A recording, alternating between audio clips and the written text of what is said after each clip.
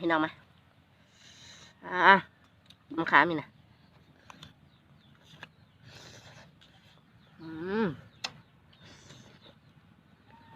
เผ็ดอีกเลยว่ะชมกระชมเจียวขิงอีก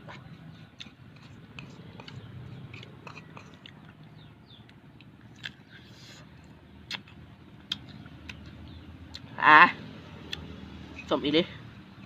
พี่น้องเอ้ยมะขามนี่มันคือมาสมใช่ปะเจียวขิงกับเผ็ดพริก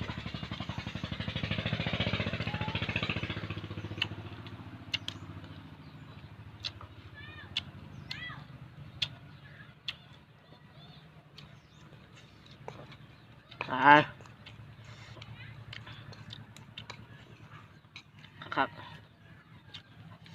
ให้หูละนำมาเด้อพี่น้องเด้อ